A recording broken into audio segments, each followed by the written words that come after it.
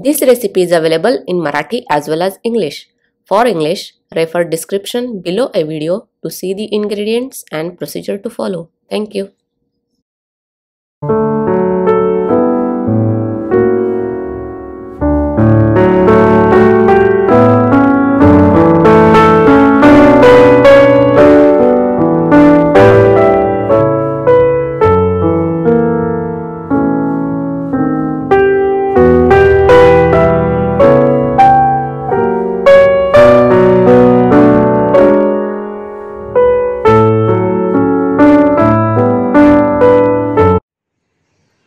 नमस्कार, मी रेखाच किचनमध्ये आपणा सर्वांचं खूप खूप मनापासून स्वागत।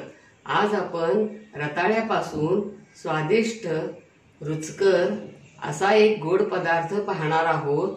तो म्हणजे रताळ्याची दशमी आणि त्यासाठी लागणाऱ्या काही महत्त्वाच्या टिप्स देखील पाहणार आहोत। चला तर आपण रताळ्याची दशमी करण्यासाठी लागणाऱ्या काही महत्त्वाच्या टिप्स पाहूया। या अगोदर आपण शेंगदाणा खारीक पोळी, तीळ खजूर पोळी, गूळ पोळी वगैरे कसे करायचे पाहिले आहे। शेंगदाणा चटणी, खोबरं लसूण चटणी, मोकळं पिठलं कसं करायचं हे देखील पाहिले आहे। तेव्हा आपण शेंगदाणा, तीळ, खोबरं यांचे आयुर्वेददृष्ट्या कोणकोणते फायदे होतात हे जाणून घेतले आहे। तसेच लाल भोपळ्याची दशमी कशी करायची हे देखील पाहिले आहे।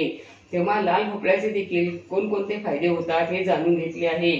148 आणि 149व्या एपिसोडमध्ये गुळाची पावडर कशी करायची हे पाहिले आहे। तसेच रताळी कशी वापरायची हे देखील पाहिले आहे। तेव्हा रताळ्याचे आपल्या शरीराला कोणकोणते फायदे होतात हे जाणून घेतले आहे।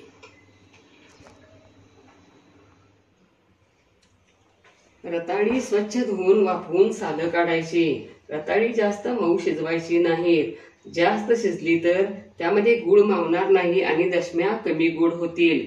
रताळी किसून घ्यायची आणि त्यानंतर त्यामध्ये गूळ मिसळायचा। गूळ मऊ असेल तर रताळी किसून घेतल्यावर तसाच मिक्स करायचा आणि जर गूळ कडक असेल तर पॅनमध्ये 1 टीस्पून तूप घालून किसलेली रताळी घालून गूळ घालून फक्त गूळ मऊ करून घ्यायचा। खसखस लावल्यामुळे दशमी रुचकर होते आणि बडीशेप पूडमुळे सुगंध छान येतो आणि दशमी पचायला हलकी देखील होते। रताळ्यामध्ये गूळ घातल्यावर मावेल तसं थोडं थोडं गव्हाचं पीठ घालून चपातीच्या कणकेप्रमाणे मळायचे। तुम्हाला गोड कसे आवडते त्या प्रमाणात गूळ कमी जास्त घालायचा। मळून 10 मिनिटे झाकून ठेवायचे। नंतर करायचे वेळी म्हणजेच लाटायचे वेळी खाण्याचा सोडा घालून पुन्हा मळून घ्यायचे। खाण्याचा सोडा अगोदर घालून ठेवायचा नाही। खाण्याचा सोडा घातल्यामुळे दशमी वातड होत नाही। पाणी लागले तरच वापरायचे। लाटताना वरून दोन्ही बाजूला खसखस लावायची। दशमी पातळ किंवा जास्त जाड लाटायची नाही। भाजताना तूप किंवा तेल लावले तरी चालेल। अशी दशमी प्रवासात वगैरे करून न्यायला, डब्याला तसेच मधल्या वेळचं खाणं म्हणून खूपच छान। सोबत शेंगदाणा चटणी, लसूण खोबरं चटणी किंवा मोकळं पिठलं यासोबत दशमी खूपच टेस्टी आणि रुचकर लागते। चला तर आपण आता साहित्य पाहूया। तेल, वाफवून सालं काढलेली या आकाराची 2 रताळी, या मेजरमेंटच्या कपानं 2 ते 2.5 कप गव्हाचं पीठ, अर्धा ते 1 कप गूळ पावडर, 1 टीस्पून बडीशेप पूड, 1 टीस्पून सुंठ पूड, 1 टीस्पून साजूक तूप, 3 टेबलस्पून खसखस, अर्धा टीस्पून मीठ, पाव टीस्पून जायफळ पूड, 3 ते 4 चिमूट खाण्याचा सोडा, 1 टीस्पून वेलची पूड आणि आपण आता प्रथम रताळी किसून घेऊया।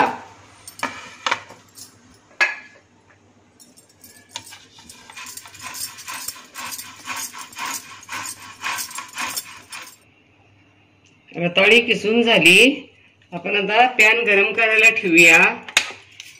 गॅसची फ्लेम मंद ठेवूया। यामध्ये 1 टीस्पून साजूक तूप घालूया। यामध्ये रताळ्याचा किस घालूया। यामध्ये गुळाची पावडर घालूया। ही पावडर अशी कोरडी असल्यामुळं असं गरम करून घ्यायचं। गुळ जर मऊ असला तर असं गरम करून घ्यावं लागत नाही। आपण आता हे व्यवस्थित गुळ यामध्ये मिक्स करून मऊ करून घेऊया। जास्त शिजवायचं नाही। रताळ्याच्या खिसामध्ये गुळ सगळा व्यवस्थित विरघळून मऊ झाला। आपण आता गॅस बंद करूया आणि आता पसरट असं ताटामध्ये किंवा मोठ्या पसरट भांड्यात असं हा गुळाचा किस काढायचा गुळ घातलेला। यामध्ये आता आपण सुंठ पूड, वेलची पूड, बडीशेप पूड, जायफळ पूड, थोडीशी खसखस अर्धा टीस्पून, नंतर आपण वरून आणि खसखस लावणार आहोत। आणि यामध्ये आता आपण थोडं थोडं गव्हाचं पीठ घालत मळून चपातीच्या कणकेप्रमाणे हे मळून याचा गोळा तयार करूया। मळून ठेवून 10 मिनिटं झाली। असं झाकून ठेवायचं। यामध्ये मळताना मी पाव टीस्पून मीठ घातलं आणि 2 कप गव्हाचं पीठ लागलं आणि अर्धा कप पाणी घालून हे असं चपातीच्या कणकेप्रमाणे असं या पद्धतीने असं मळून झालं। यामध्ये आपण आता 3-4 चिमूट खाण्याचा सोडा घालूया आणि तेलाचा हात लावून हे आणखीन एक 2-3 मिनिटं असं व्यवस्थित मळून घेऊया। खाण्याचा सोडा घालून आणि तेलाचा हात लावून 2-3 मिनिटं हे पुन्हा मळून घेतलं। बघा आता पीठ किती छान मऊ असं झालं आहे। आणि आपण आता तवा गरम करायला ठेवूया। गॅसची फ्लेम मीडियम ठेवूया। यातला एक गोळा घेऊया। तुम्ही किती मोठ्या आकाराचा दशम्या करणार आहे त्या पद्धतीने गोळा घ्यायचा। यातलं थोडंसं कोरडं पीठ घेऊया आणि लाटूया। जास्त पातळ किंवा जास्त जाड लाटायचं नाही।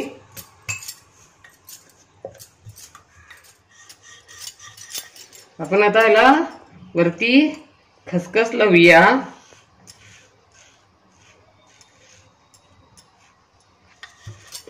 आणि लाटूया। आता दुसऱ्या बाजूला देखील खसखस लावूया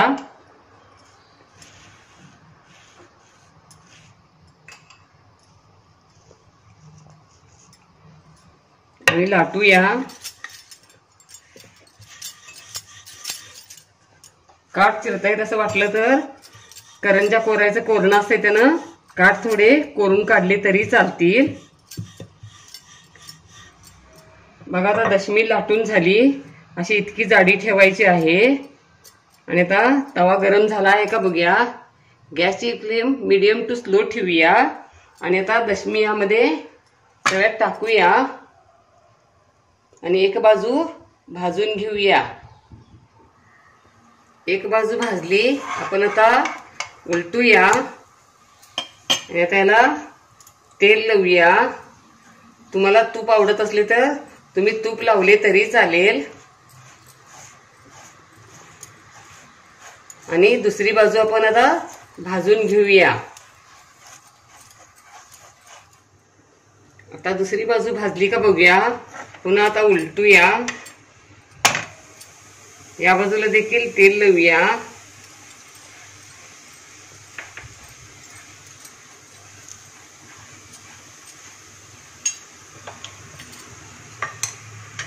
पुन्हा उलटूया। आणखीन थोडं भाजूया।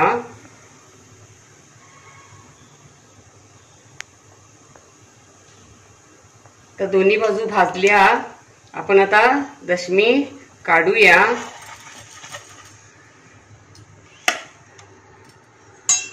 ती स्वादिष्ट रुचकर रताळ्याची दशमी तयार। वाह क्या बात है, मस्तच लाजवाब। अशा पद्धतीने रताळ्याची दशमी तुम्ही जरूर करून बघा। तुम्हाला नक्कीच आवडेल. लाईक आणि सबस्क्राईब करा. कमेंट बॉक्समध्ये कमेंट टाका. पुन्हा असेच भेटत राहू नवीन नवीन वेगवेगळ्या आणि छान छान रेसिपी घेऊन महत्त्वाच्या टिप्ससह. धन्यवाद. मस्त खा आणि स्वस्थ रहा.